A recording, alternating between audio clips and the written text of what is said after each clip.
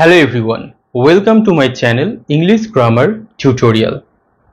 তোমরা সবাই জানো SLST এর নিউ গেজেট বেরিয়ে গেছে, কিন্তু দেখা যাচ্ছে বা আমি আমার ইউটিউবের কমেন্টেও দেখলাম বা বিভিন্ন ইউটিউব চ্যানেলেও দেখছি কয়েকটা সমস্যার কথা, যেটা যত তাড়াতাড়ি তোমরা মিটিয়ে ফেলবে তত তাড়াতাড়ি তোমাদের মঙ্গল। এখানে অনেকগুলো সমস্যা রয়েছে। প্রথম কথা, যাদের চাকরি চলে গেছে তাদের কাছে একটা সমস্যা, যারা নতুন পরীক্ষা দেবে ভাবছে তাদের কাছেও কিছু সমস্যা রয়েছে, আর যারা ইউটিউবে ভিডিও করছে তাদেরও কিছু সমস্যা রয়েছে।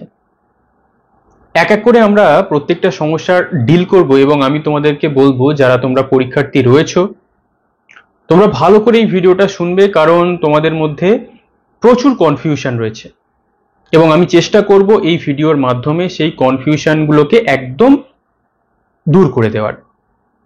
প্রথমত, এই যে 10 বছর যে আমাদের নোটিশ বের হয়নি, তখন আমরা ভাবছিলাম যে একটা নোটিশ বের হয়ে যাক, আমরা অন্তত পরীক্ষাটা দিতে পারি, তাহলেই যেন আমরা খুব ভালো হতো আমাদের।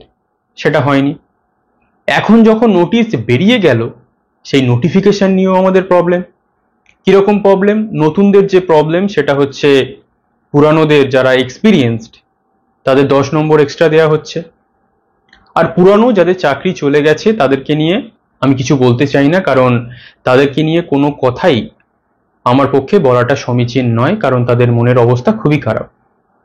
এই মুহূর্তে তাদের কাছে পড়াশোনা করে চাকরি পাওয়াটা অনেক টাফ, কিন্তু যারা টিচার তারা জানে কিভাবে ঘুরে দাঁড়াতে হয়, কিন্তু বেশিরভাগ টিচারই আছে যারা হয়তো ঘুরে দাঁড়ানোর মতো মানসিক পরিস্থিতিতে নেই। তাই টিচারদের উদ্দেশ্যে আমি তেমন কিছু মন্তব্য করব না, খারাপ ভালো সেটা তাদের বিষয়। তারা জানে কিভাবে ঘুরে দাঁড়াতে হয়, তারা ঘুরে দাঁড়াবে কি দাঁড়াবে না এটা তাদের ব্যাপার।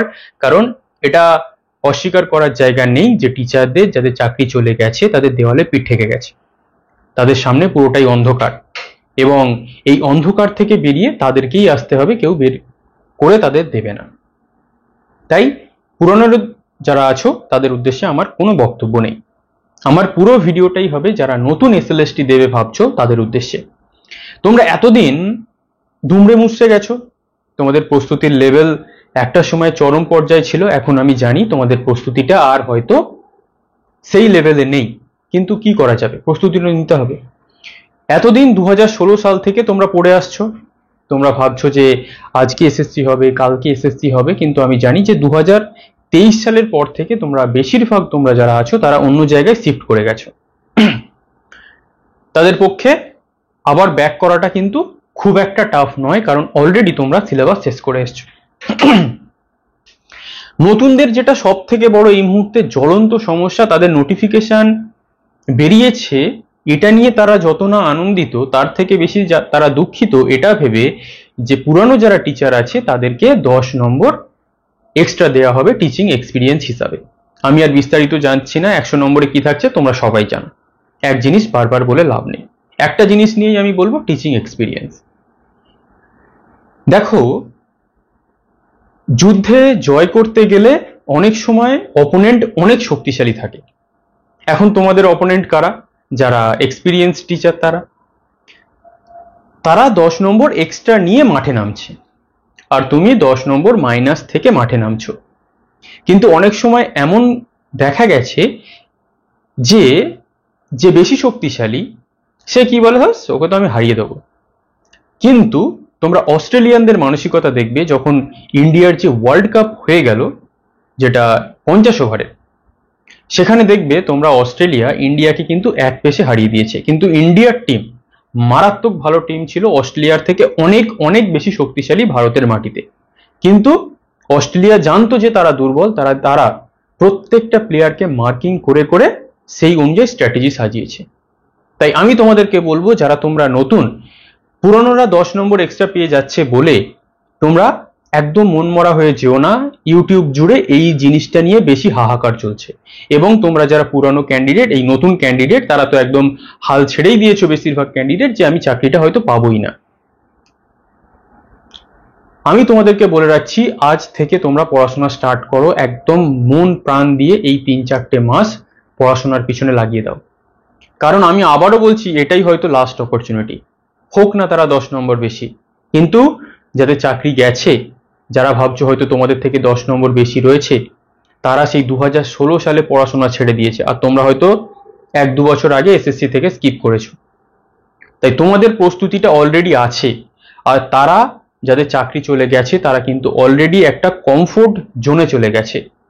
সেই কমফোর্ট জোন থেকে তাদের বেরিয়ে আবার কম্পিটিটিভ লাইনে পড়ে তোমাদের থেকে 10 নম্বর এগিয়ে থেকেও তোমাদেরকে বিট করাটা খুব টাফ হয়ে যাবে। এটা আমি তোমাদেরকে বলে রাখছি, তোমরা মিলিয়ে নিও। তোমরা ভালো করে পরীক্ষাটা দাও। পরীক্ষা দেওয়ার পর যখন রেজাল্ট বের হবে, তোমরা আমাকে বলবে যে না, আপনি বলেছিলেন এই কথাটা, আমরা পড়েছিলাম, তাই আজকে আমরা সফল হয়েছি।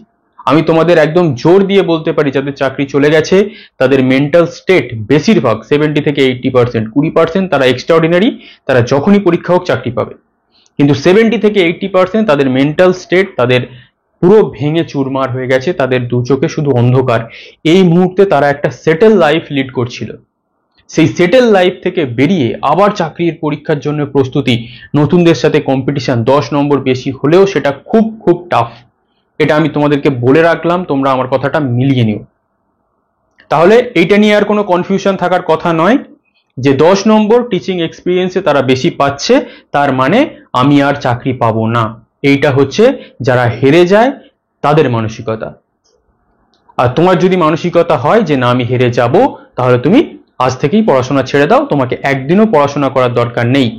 কিন্তু তোমার যদি মানসিকতা এটা থাকে যে সে হোক না 10 নম্বর বেশি, তবুও আমি তাকে বিট করব, তাহলে তুমি এগিয়ে চলো, সফল তুমি হবেই।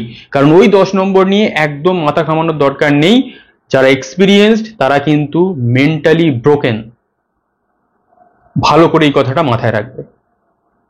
তাহলে আমি আশা করব তোমরা পড়াশোনার জন্য জান প্রাণ দিয়ে লেগে পড়বে, যারা আমার এই ভিডিওটা দেখছো।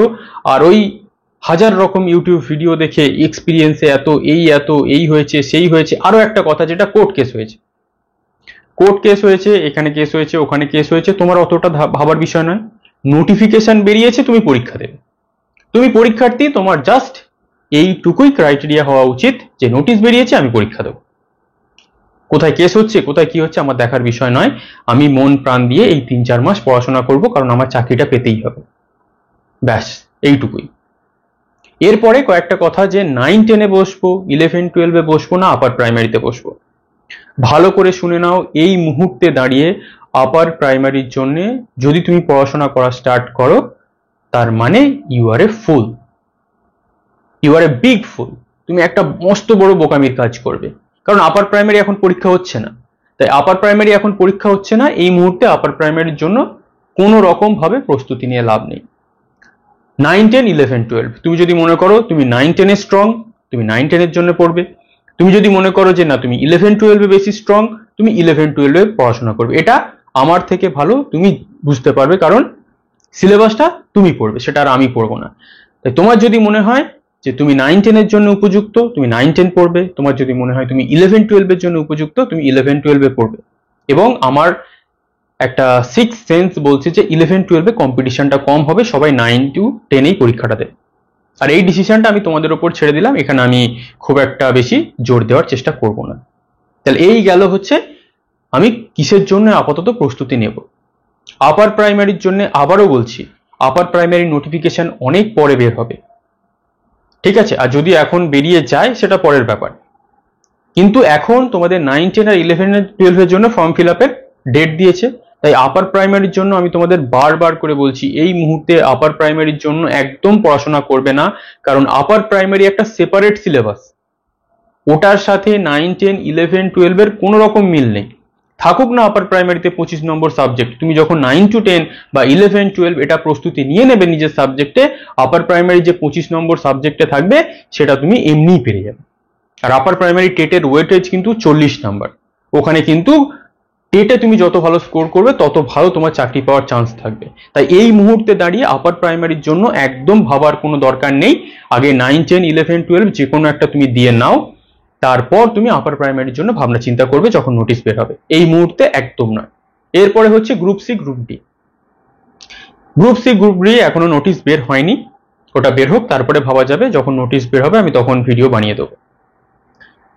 তাহলে আমার ভিডিওটা বানানোর মূল উদ্দেশ্য ছিল এটাই যে আমি যারা নিউ ক্যান্ডিডেট, যারা এতদিন ধরে একটা নোটিফিকেশন বের হোক এর জন্য অপেক্ষা করছিলে, তারা কিন্তু হতাশার কোনো কারণ নেই। এই পৃথিবীতে যারা হেরে যায় তারা অলরেডি মেন্টালি হেরে যায়। তুমি যদি ভাবো যে তুমি জিতবে, তাহলে তোমাকে কেউ হারাতে পারবে না। আর যদি তুমি আগে থাকতেই হেরে বসে থাকো, তাহলে কেউ তোমাকে বাঁচাতে পারবে না, তুমি হারবেই। তাহলে ডিসিশনটা আমি তোমাদের উপর ছেড়ে দিলাম যে তোমরা কি করতে চাইছো, কিন্তু আমার কথা তোমরা মিলিয়ে নেবে। যখন ফাইনাল প্যানেল বের হবে দেখবে তোমরা যারা চাকরি করতো হয়তো বেশিরভাগ ক্যান্ডিডেট এখানে কোয়ালিফাই করতে পারবেন না, কারণ তারা মেন্টালি সেই স্টেটেই নেই। এবং তোমরা অনেকেই আবার দেখতে পাচ্ছি যে দুর্নীতি হবে। কিরকম দুর্নীতি হবে? যাদের ইন্টারভিউতে বেশি নাম্বার দেবে ওদেরকে 20তে 20 দিয়ে দেবে, তোমাকে যারা নতুন আছো তাদের 10 দেবে বা 5 দেবে। তাই এইরকম অলীক কল্পনা বা ভূতের ভবিষ্যৎ ভেবে আমাদের কোনো লাভ নেই। আমাদের হাতে তো ইন্টারভিউ নাম্বার নেই, আবার যদি ইন্টারভিউ তো এরকম করে আবারও কোর্ট কেস হবে। তাই এত কিছু যদি তুমি ভাবতে চাও তাহলে তুমি পড়বে কখন? তোমাকে নোটিশ দেওয়া হয়েছে, অ্যাডভার্টাইজমেন্ট দেওয়া হয়েছে, পরীক্ষার ফর্ম ফিল আপের ডেট দেওয়া হয়েছে, তুমি ফর্ম ফিল আপ করবে, পড়াশোনা করবে, পরীক্ষার তারিখ দেবে, তুমি পরীক্ষা দেবে। তুমি এত কিছু যদি ভাবনা চিন্তা নিজের মধ্যে করতে যাও, তাহলে তুমি কোনো দিনই ফোকাসড ওয়েতে পড়াশোনা করতে পারবে না। তাই ফোকাসড ওয়েতে পড়াশোনা করার জন্য লক্ষ্য স্থির রাখতে হবে যে যা সিট আছে এখানেই আমি ফাইট করব, আমি 10 নম্বর পিছনে থেকেই ফাইট করব এবং আমি জিতে দেখাবো। এই যদি মানসিকতা নিয়ে তুমি এগোতে না পারো, তাহলে তুমি অলরেডি হেরে বসে আছো, তোমাকে কেউ জেতাতে পারবে না। এই ভিডিওটা কিন্তু ইউটিউবে যা চলছে তার থেকে সম্পূর্ণ একটা আলাদা ভিডিও। কোথায় কত ভ্যাকান্সি, কত তারিখে ফর্ম ফিল আপ, এটা তোমরা যারা এমএ বিএড করা স্টুডেন্ট তাদেরকে বলতে হবে বলে আমি মনে করি না, তাই আমি ওইরকম ভিডিও তৈরিও করিনি। কিন্তু এই ভিডিওটা আমার তৈরি করা দরকার ছিল, কারণ ইউটিউব জুড়ে আমি অনেক ভিডিও দেখলাম যেখানে একদম হাহুতাশ পড়ে গেছে, বিশেষ করে যারা নতুন পরীক্ষার্থী তাদের মধ্যে। আমি তোমাদেরকে শেষ আবারও বলে গেলাম, যারা নতুনরা আছো লক্ষ্যে অবিচল থাকো, জয় তোমার নিশ্চিত, কারণ পুরানোদের অবস্থা খুবই খারাপ। হোক তারা 10 নম্বর এগিয়ে থাকুক, তোমরা 10 নম্বর পিছিয়ে থেকেই লড়াই করো। লড়াই করে দেখো না, এই লড়াইয়ের মজা আলাদা। এবং এই লড়াইটা করে যখন তুমি জিততে পারবে, দেখবে তার আনন্দ হাজার হাজার গুণ বেড়ে গেছে। তাহলে কথাটা কিন্তু মনে রেখো। আরো ইম্পর্টেন্ট যেসব যদি ভিডিও কোনো টপিক নিয়ে বানানোর হয়, কিভাবে তুমি গ্রুপ সি, গ্রুপ ডি বা গ্রুপ সি এর যে ইংলিশ সিলেবাস আছে সেটা তার প্রিভিয়াস ইয়ার নিয়ে আমি আলোচনা করে দেব। আপাতত এইটাই থাকলো। আর আপার প্রাইমারি নিয়ে এই মুহূর্তে একদম ভাবনা চিন্তা করো না। আপার প্রাইমারি যা হবে পরে দেখা যাবে, এই মুহূর্তে নো আপার প্রাইমারি। ওই নিয়ে এখন ভাবনা চিন্তা করার প্রশ্নই নেই। ক্লিয়ার? তাহলে আজ এই পর্যন্ত। Thank you for watching.